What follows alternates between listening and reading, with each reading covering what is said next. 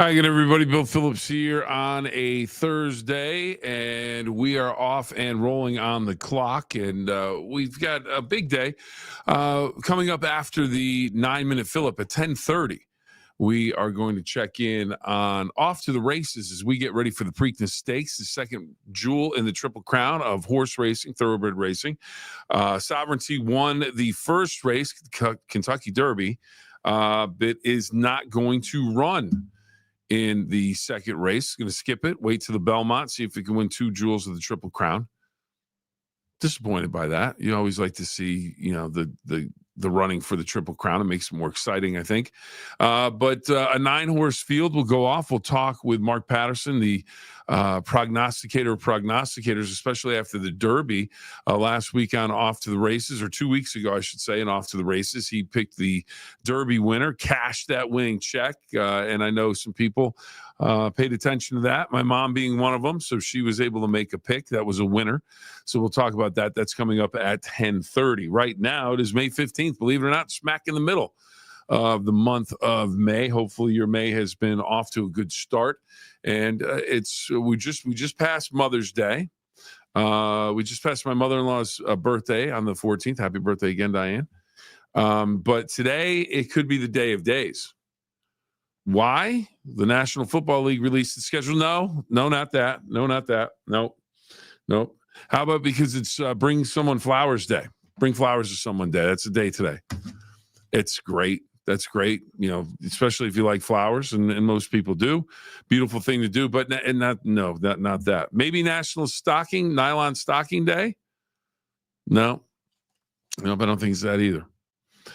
But the day that is the day, National Chocolate Chip Day.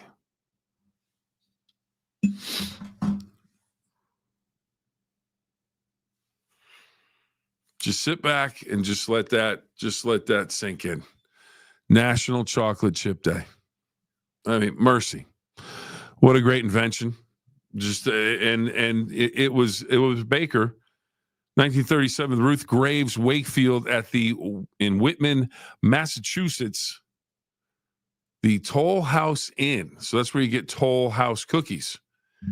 And that was from Nestle, semi-sweet chocolate. And she broke up the chocolate bar. Said, you know what? I'm going to throw it into some of my baking stuff.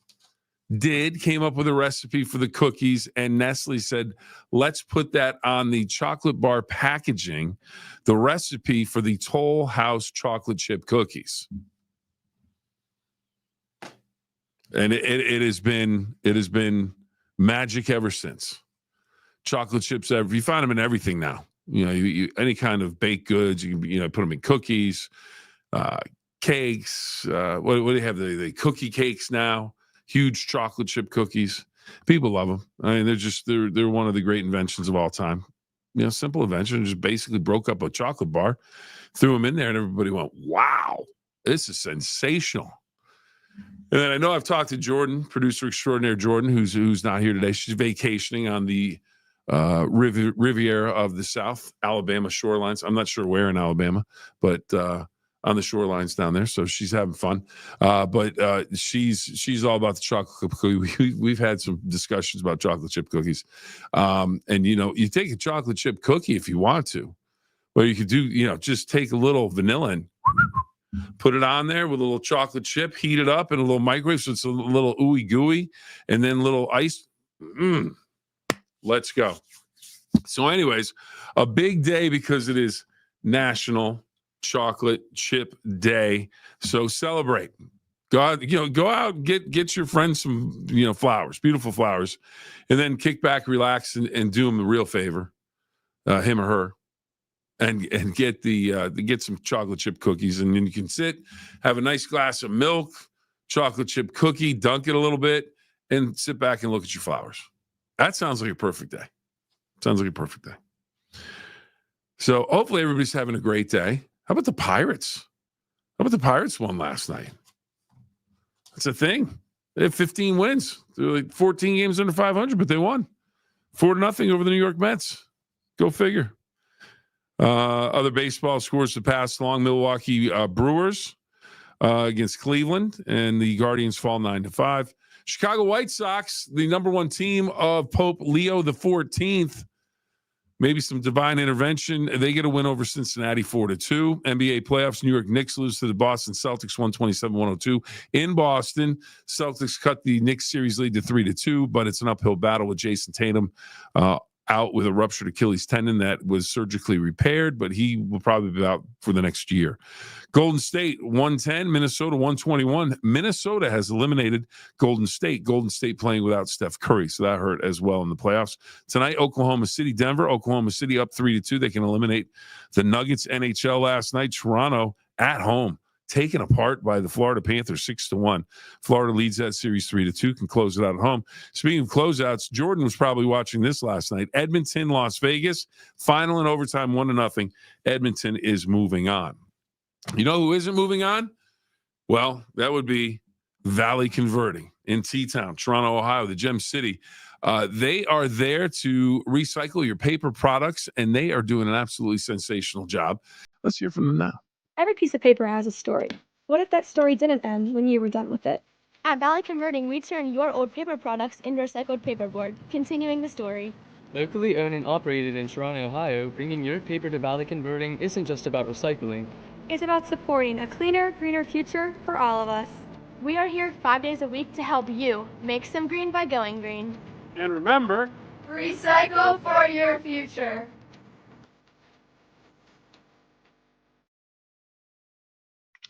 All right, everybody. So we are on the 9-Minute Phill-Up. Can't thank Mike Biasi and the crew enough in Toronto, Ohio, T-Town. If you want your paper products recycled, that is where you need to go.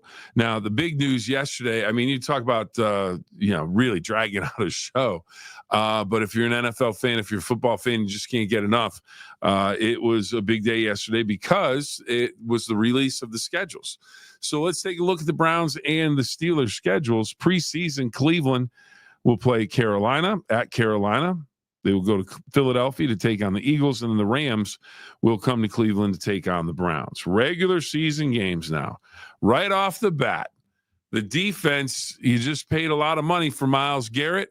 You had a good draft, and a lot of people are going to be high on the Browns. Browns taking on the Cincinnati Bengals at home to open the season Sunday at 1, and that's on Fox 9. Second game of the season. I mean, you start with the division, and it just boom. Browns at Baltimore.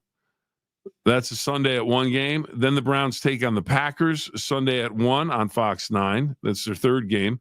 Browns Lions in Detroit again on Fox, and the Vikings and Browns in week number. Well, it's the fifth game of the season, and that is at 9:30 in the morning. That's a London game.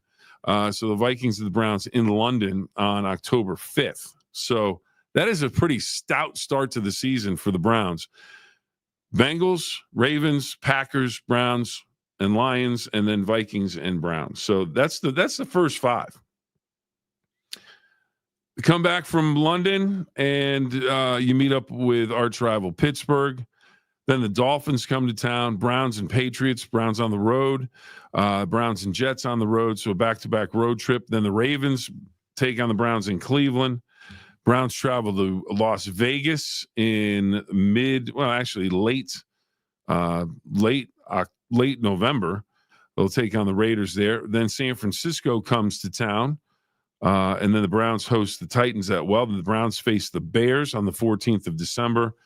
Buffalo on the 21st, Steelers on the 28th, and the Bengals to wrap up the season, last one to go. So that's a pretty stout schedule, especially right off the bat. But there's no easy games.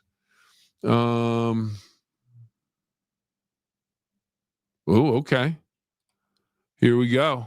Good morning, Bill. I caught this live. Also, Burger King has the gooeyest chocolate chip cookies. Well, you know what? Maybe today is the day. Now, I can't recall if I had a gooey chocolate chip cookie from Burger King. I haven't really done a lot of fast food lately, but maybe today is the day. Try one of the chocolate chip cookies. Can't go wrong with that. I mean, it's pretty hard. If you get a good chocolate, and a gooey is good. But I am a milk guy. I do like to have milk with my chocolate chip cookies, so that could be That could definitely be a thing. Maybe a little lunchtime special. Maybe go over, get a Whopper and a chocolate chip cookie and make it nice and gooey. That could be fun. I like the suggestion. I like what you're thinking there. I like it.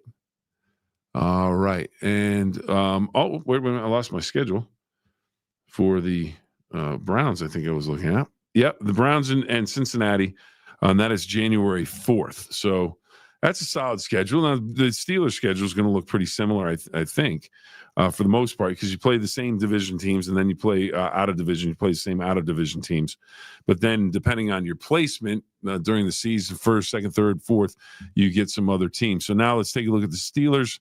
Steelers preseason in Jacksonville, at home to Tampa Bay, in Carolina against the Panthers.